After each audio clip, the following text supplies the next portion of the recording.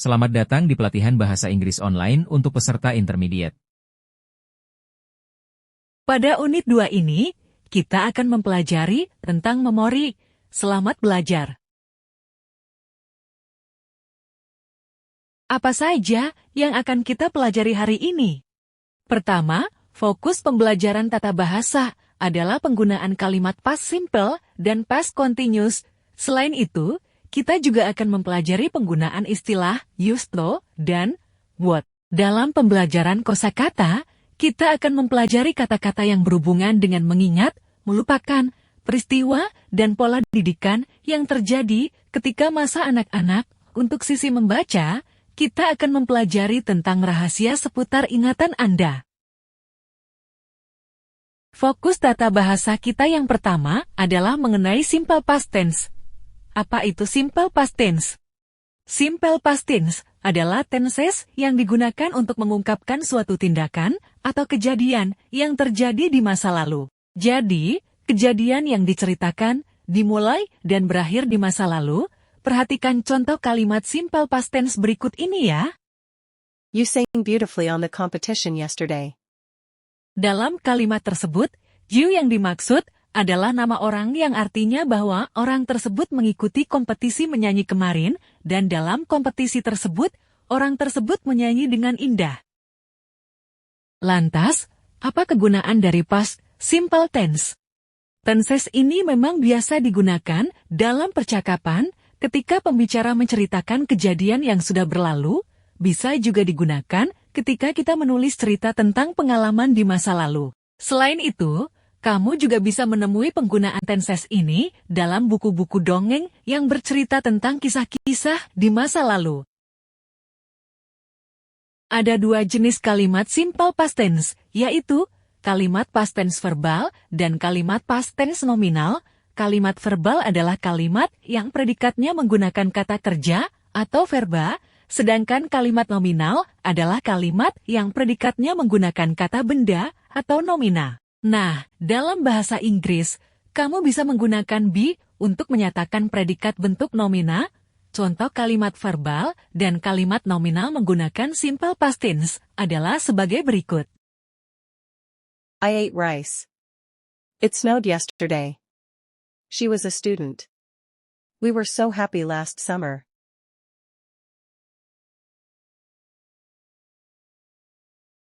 Berikut ini, kita akan mempelajari rumus dasar dalam pembuatan kalimat simple past tense. Rumus kalimat verbal adalah sebagai berikut ini. Untuk kalimat positif, yaitu subjek ditambah verba 2. Untuk kalimat negatif, yaitu subjek ditambah did ditambah not ditambah verba 1. Sedangkan untuk kalimat pertanyaan, yaitu did ditambah subjek ditambah verba 1, kemudian diakhiri dengan tanda tanya. Jadi, untuk kalimat verbal, jika kalimatnya adalah bentuk kalimat positif, pastikan bahwa verb yang kamu gunakan adalah verba 2. Tapi, jika kalimatnya adalah bentuk kalimat negatif atau bentuk kalimat tanya, verba yang digunakan adalah verba 1 karena bentuk lampaunya sudah diwakilkan oleh did.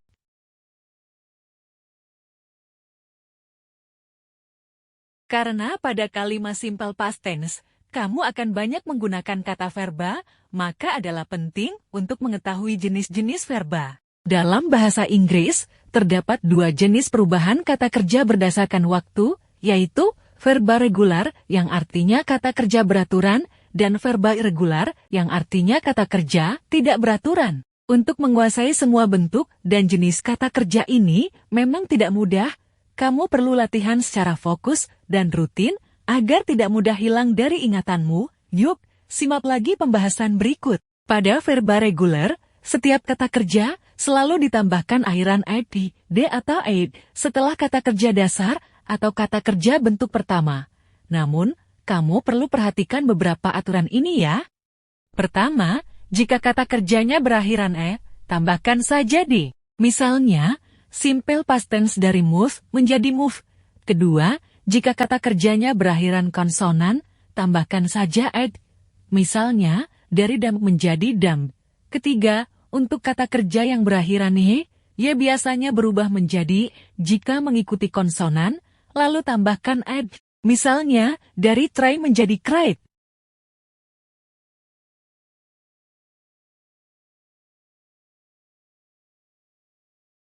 Dan sekarang kita akan membahas tentang verba irregular, sesuai dengan artinya, verba irregular yaitu kata kerja yang tidak beraturan, maka verba ini berubah dari bentuk kata kerja pertama. Namun, verba irregular pun terbagi menjadi 3 jenis yaitu verba 1, verba 2, dan verba 3. Berikut ini adalah contoh bentuk verba di mana bentuk verba 1, verba 2, dan verba 3-nya tidak sama. Misalnya, untuk verba 1 do, maka verba 2-nya berubah menjadi did sementara verba 3-nya berubah menjadi dan, yang artinya dalam bahasa Indonesia adalah melakukan. Untuk contoh lainnya, kamu bisa baca tabel di samping ini ya.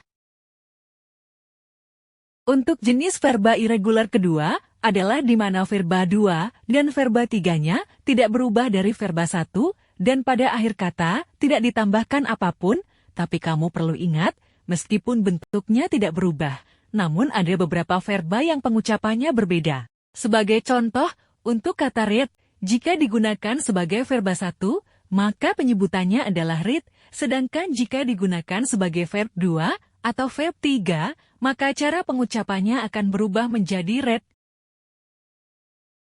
Untuk jenis verba irregular ketiga adalah di mana verba 2 dan verba 3 bentuknya sama, namun berbeda dengan verba 1. Contohnya pada verba 1 dengan kata keep, maka verba 2 dan 3-nya berubah menjadi keep. Pada kalimat simple past tense, akan digunakan juga yang disebut dengan time word, atau disebut juga sebagai adverb of time. Ini adalah kata keterangan waktu yang selalu muncul sebagai pelengkap setiap tenses dalam bahasa Inggris. Nah, sekarang mari kita dengarkan beberapa contoh kalimat simple past tense. Sebelumnya kita telah mempelajari bagaimana cara membuat kalimat simple past tense dengan bentuk kalimat verbal. Nah, sekarang kita akan mempelajari simple past tense untuk kalimat nominal. Rumusnya adalah sebagai berikut. Pertama, untuk kalimat past tense nominal positif, maka rumus yang digunakan adalah subjek ditambah dengan was atau were ditambah komplement. Kedua, untuk kalimat past tense nominal negatif, maka rumus yang digunakan adalah subjek ditambah dengan was atau were ditambah dengan not, kemudian komplement. Ketiga, untuk kalimat past tense nominal interrogatif, maka rumus yang digunakan adalah was atau were ditambah dengan subjek ditambah dengan komplement dan diakhiri dengan tanda tanya. Berikut ini adalah rumus penggabungan antara be dengan kata subjek. Sekarang, kita akan melanjutkan pelajaran kita kepada topik lainnya. Setelah simple past tense, sekarang kita akan mempelajari tentang past continuous tense. Past continuous tense adalah tenses untuk menyatakan suatu peristiwa atau kejadian yang sedang terjadi di masa lalu selama waktu tertentu. Bentuk tenses ini menunjukkan bahwa suatu aksi dapat terjadi sebelum, selama, dan mungkin berlanjut setelah ada aksi lainnya di masa lampau. Jadi, past continuous tense adalah bentuk kalimat yang disela oleh kejadian lain dan juga dapat digabungkan dengan kejadian lainnya pada waktu yang bersamaan. Dalam membuat kalimat past continuous tense, keterangan waktu merupakan salah satu poin penting yang harus dipenuhi. Fungsi past continuous tense diantaranya, yaitu, pertama, menyatakan sesuatu yang sedang terjadi atau dilakukan pada waktu tertentu di masa lalu. Ini merupakan fungsi paling umum dari past continuous tense, ya. Contohnya begini. My family and I were having dinner together last night at 7 p.m. Ini berarti, pada pukul 7 malam kemarin, aku dan keluargaku sedang makan malam bersama. Kegiatan makan malamnya ini sudah dimulai sebelum pukul 7 dan mungkin masih akan berlanjut sampai setelah pukul 7 tersebut. Fungsi kedua dari past continuous tense adalah mengungkapkan kejadian yang sedang terjadi ketika kejadian lain mulai terjadi di masa lalu. Bayangkan semalam kamu lagi asik-asik ngerjain PR nih di kamar kamu. Tapi, tiba-tiba, di tengah-tengah keseriusanmu belajar, ibu kamu mengetuk pintu kamarmu. Nah, kamu bisa tuliskan kejadian ini pakai past continuous tense. Jadinya seperti ini. I was doing my homework when my mom knocked on the door last night. Jika kamu perhatikan kalimat contoh tersebut, kejadian yang sedang berlangsung menggunakan kalimat past continuous tense, sementara kejadian yang baru dimulai menggunakan kalimat simple past tense. Selanjutnya, fungsi ketiga dari past continuous tense adalah untuk mengungkapkan dua kejadian yang sedang terjadi pada waktu yang bersamaan di masa lalu. Sekarang coba kamu bayangin, semalam pas kamu lagi ngerjain PR, di waktu yang bersamaan adik, kamu malah main game. Kamu bisa tulis pakai bahasa Inggris jadi seperti ini. I was doing my homework while my brother was playing games last night. Ini berarti, waktu kamu belajar dan adik kamu main game itu sedang berlangsung secara bersamaan. Berikut adalah rumus untuk kalimat past continuous tense. Pertama, untuk kalimat positif, gunakan rumus subjek ditambah be ditambah verba ing kemudian ditambah objek. Kedua, untuk kalimat negatif, gunakan rumus subjek ditambah be ditambah not ditambah verba ing kemudian objek. Ketiga, untuk kalimat pertanyaan, be ditambah subjek ditambah verba ing ditambah objek dan diakhiri dengan tanda tanya. Berikut adalah contoh kalimat past continuous tense positif. He was studying for the exam when his friends arrived. They were playing soccer all afternoon. I was cooking dinner when the power went out. Berikut adalah contoh kalimat past continuous tense negatif. I wasn't sleeping when you called me. They weren't playing in the park yesterday evening. She wasn't studying when I visited her. Berikut adalah contoh kalimat pertanyaan. Were you studying when I called? Was she sleeping at 10 p.m. last night? Were they playing football when it started to rain? Baik, sekarang kita lanjut pelajaran tentang penggunaan kata used to dan would. Pernah bingung membedakan antara used to dan would dalam bahasa Inggris? Tenang, sebagian besar kita pasti juga pernah kok. Banyak pembelajar bahasa Inggris di Indonesia sering keliru memahami dua frasa ini karena bentuknya mirip, tapi fungsinya berbeda. Dengan memahami perbedaan ini, kita bisa lebih percaya diri saat berbicara atau menulis tentang kebiasaan masa lalu, adaptasi terhadap hal baru, dan rutinitas yang berulang. Yuk kita mulai. Used to digunakan untuk menggambarkan kebiasaan yang pernah terjadi di masa lalu, tapi sekarang tidak lagi, dan situasi atau kondisi yang dulu benar, tapi sekarang sudah berubah. Sementara would digunakan untuk menceritakan kebiasaan berulang di masa lalu, mirip seperti used to, tapi biasanya lebih untuk aksi, bukan situasi atau kondisi. Kapan memilih used to dan kapan memilih would? Gunakan used to untuk kebiasaan dan kondisi di masa lalu, dan gunakan would untuk kebiasaan berulang aksi dengan konteks atau waktu yang lebih spesifik.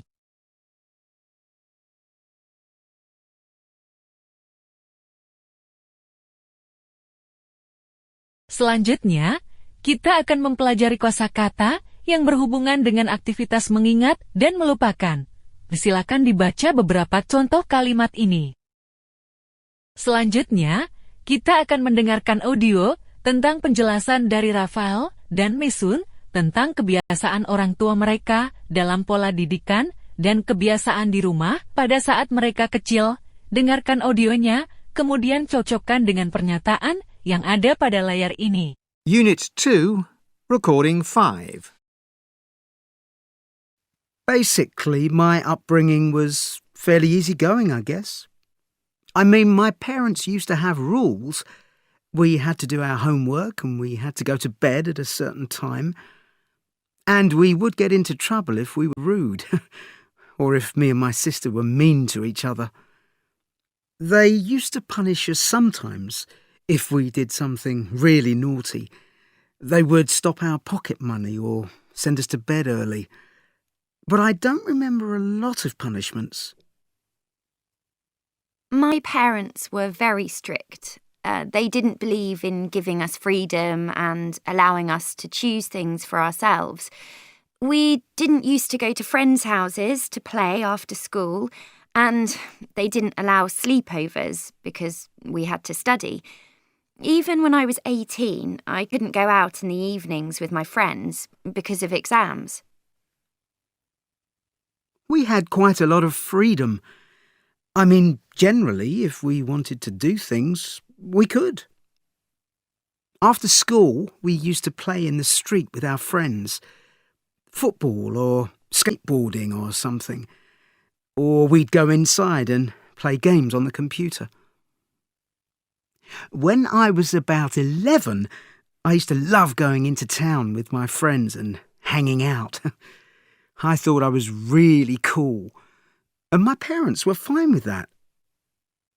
We had a few fights about things when I was a teenager. I got my ear pierced without telling them when I was about 15, and my mum didn't like that. There were one or two things like that, but generally it was cool. I could go out with my friends when I wanted to, and they didn't mind if I stayed out late. We didn't choose which activities we did. My parents decided. My mum decided that my brother and I should both learn the piano, so that's what we did. We used to practice for 2 hours every day after school and more at the weekend. Occasionally I argued with my mum about piano practice, and then my dad would really tell me off, and I used to feel very ashamed. In Korean culture, you should always show respect to your parents. Schoolwork was quite important to my mum and dad. They would get angry if we got into trouble at school. But they also encouraged us a lot, and they didn't often criticise us. Mum always used to say, "Just do your best. That's all you can do." My parents were especially strict about schoolwork. They expected us to get A's in every exam and every piece of work. I remember once my brother didn't get a very good mark in a test, and my dad got really, really angry. My mum bought some books, and he had to do hours and hours of extra homework until he improved. They did praise us, but you had to be really excellent at something before they praised you. You really had to work to get their praise. It sounds a bit hard, but we accepted it because the other Korean parents we knew were the same with their kids, so it was normal for us. I'm not sure if I will bring my children up the same way, but I think, actually, my parents have given me a lot of confidence in myself. I know that if I work really hard, I can do anything. And I think that's a very good lesson in life.